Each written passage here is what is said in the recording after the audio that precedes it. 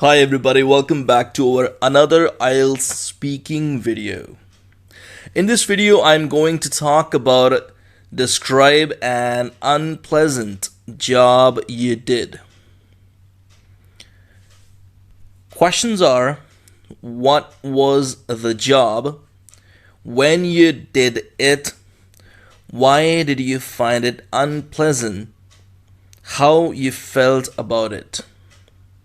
So this is our today's cue card, and this cue card is in the list of June to August 2020. And if you're going to take exam in the month of August, so then you could see this cue card on your test day. The moment I read this cue card, nothing came to my mind.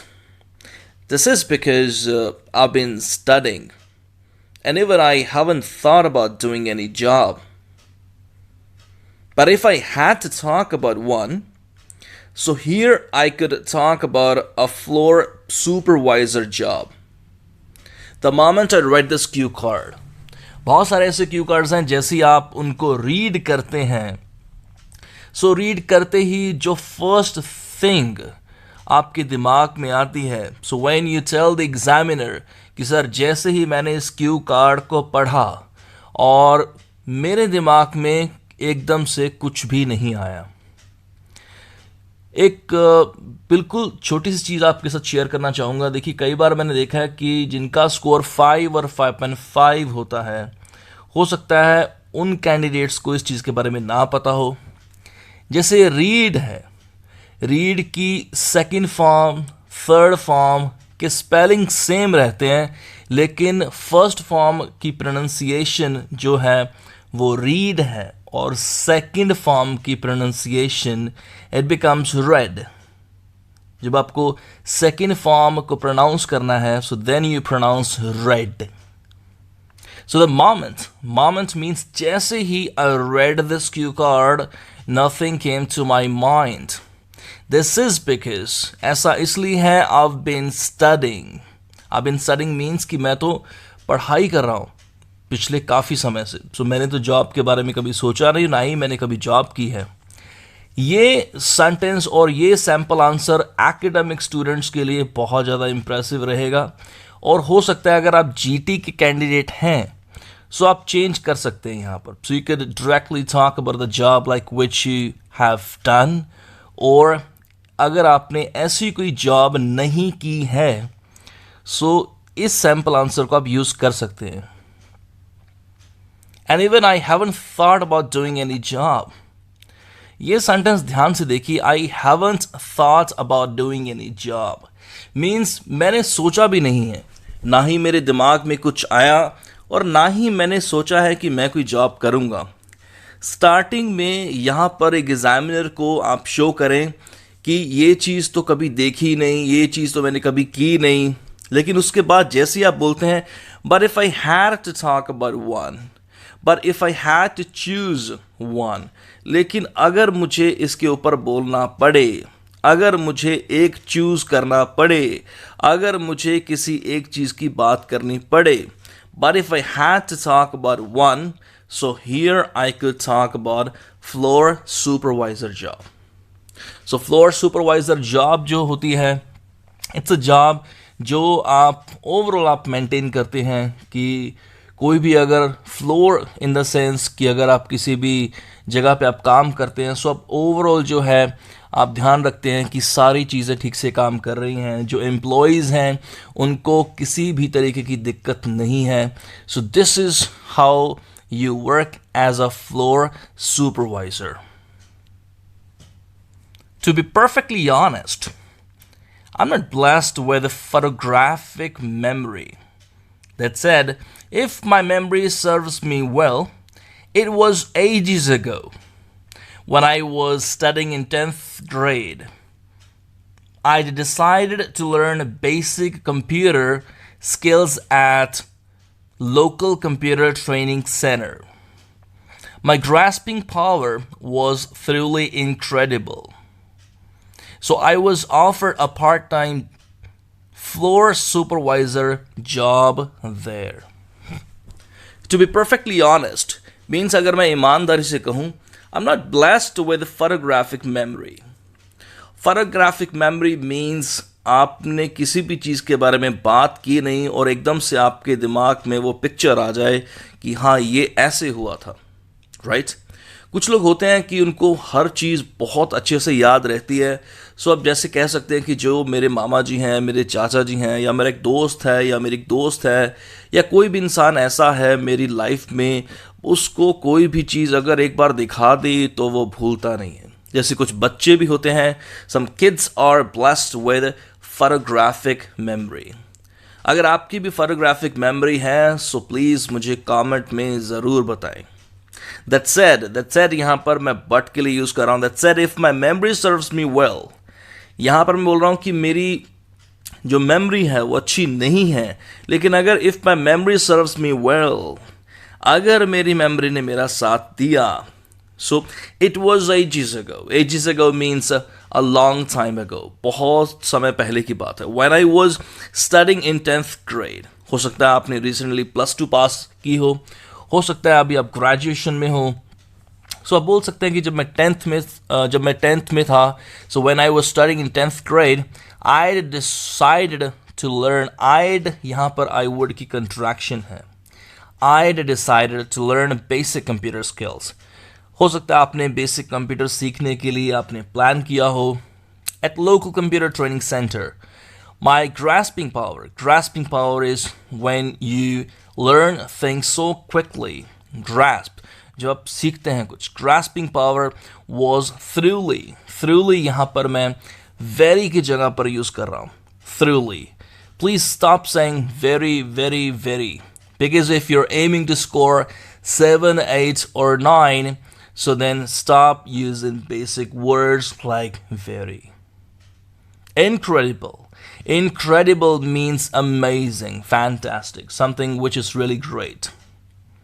So I was offered, it's a passive means I was offered, मुझे offer की गई थी a part-time floor supervisor job there, कि मुझे part time job offer की गई थी. I was offered. क्यों ऑफर की गई? क्योंकि जो मेरी ग्रास्पिंग पावर थी वो इनक्रेडिबल थी, मतलब ज़बरदस्त थी. मतलब मैं बहुत अच्छे से कैच करता था चीज़ों को, क्या करती थी. सो जो वहाँ पे जो कोच था या ऑनर था, सो उसने देखा कि यार ये तो बहुत इसके अच्छे स्किल्स हैं, क्यों ना इससे कुछ काम ही करवा लूँ. The main reason for doing this job was to enrich my computer skills. Initially, I was comfy while doing this job, as my job timings were 9 a.m. to 12 p.m. Unexpectedly, it was extended up to 7 p.m. later. I began loathing this job because I didn't used to get time to have lunch. And you'd be surprised to know, even I wasn't paid for this job. Therefore, no reason was left to continue this job. Finally, I decided to resign. The main reason for doing this job was to enrich. Enrich means improve karna my computer skills. Learn हमेशा starting से होता है, और enrich means जब आपको थोड़ा बहुत आता है और आप उसको और अच्छा करना चाहते. Starting में initially I was comfy. Comfy means comfortable. While doing this job करते करते मैं थोड़ा comfortable था starting में. As my job timings were 9 a.m. to 12 p.m. क्योंकि मेरी जो job timing थी वो 9 से लेके 12 बजे तक थी. Unexpectedly, it was. When you say something happens unexpectedly, this means you had no idea. कुछ भी एकदम से अगर आपकी लाइफ में होता है, सो जैसे हो सकता है अगर आप कहें कि मेरा 18 जुलाई को एग्ज़ाम है, या मेरा 20 जुलाई को, 25 जुलाई को, और अभी तक मेरी स्पीकिंग की डेट नहीं आई है, और एकदम से आप कहते हैं कि ओ माय गॉड कल सुबह 9 बजे. Unexpectedly you get your speaking slot or date. I began. Start की जगह पर आप begin यूज कर सकते हैं, और begin की सेकेंड फॉर्म है, that is began. loath. When he says that something you loath, so this means that you hate. I began loathing this job. Nafrat karna, loath. In the present you say that I loath it, means I hate it, right? हो सकता है कि आपको नापसंद हो जब भी कोई झूठ बोलता हो, and you say that I loath when people lie.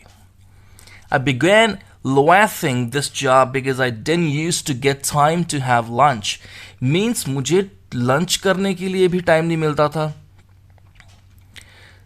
And you'd be surprised. You would की contraction है यहाँ पर. You'd be surprised to know means तुसी हैरान हो जाओगे सुन के. I wasn't paid for this job. I wasn't paid means मुझे कुछ पैसे भी नहीं मिले इस जॉब के. Therefore, no reason was left. कोई रीज़न बचता ही नहीं था to continue this job कि मैं इस जॉब को कंटिन्यू करूँ. Finally, I decided to resign. Finally, मैंने डिसाइड कर दिया कि oh my God, come on, let it be. मैंने छोड़ने का इरादा कर लिया. Finally, I decided to resign. As how did I feel about it? Last में देखिए हर क्यू कार्ड में लगभग आपसे पूछा जाता है कि कैसा महसूस किया आपने. How did you feel or how you felt about it?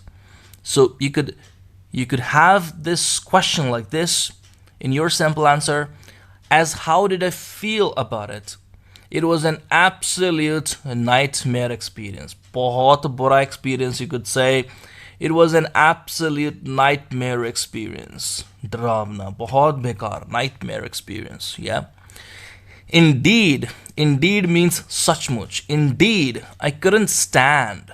When you say that you couldn't stand anything in the past, this means that you didn't lie. You hated it.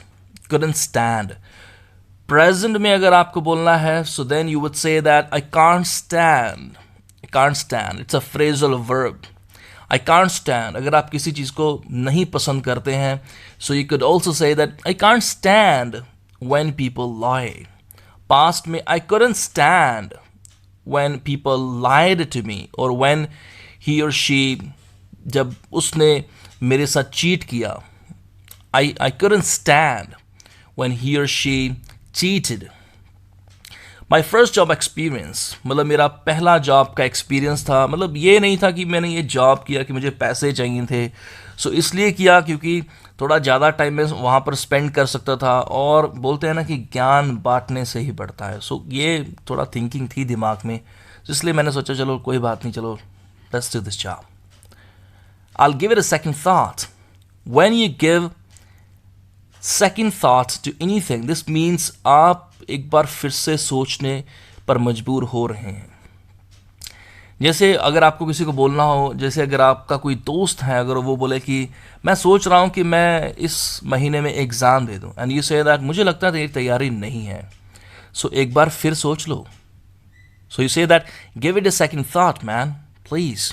Okay, so I'll give it a second thought before doing another one in my life. Means कोई भी और job करने से पहले मैं एक बार ज़रूर सोचूंगा. थोड़ा सा अगर मैं कहूँ कि it's kind of a cue card like which I'm sure that बहुत सारे ऐसे सैम्पल आंसर्स आपने देखे होंगे. सो उम्मीद करता हूँ कि आज का ये जो सैम्पल आंसर है इससे आपको ज़रूर बेनिफिट होगा. And if you found this video useful, please let me know that in the comments. And I'll be definitely uploading more videos. And once again, thank you for watching this video.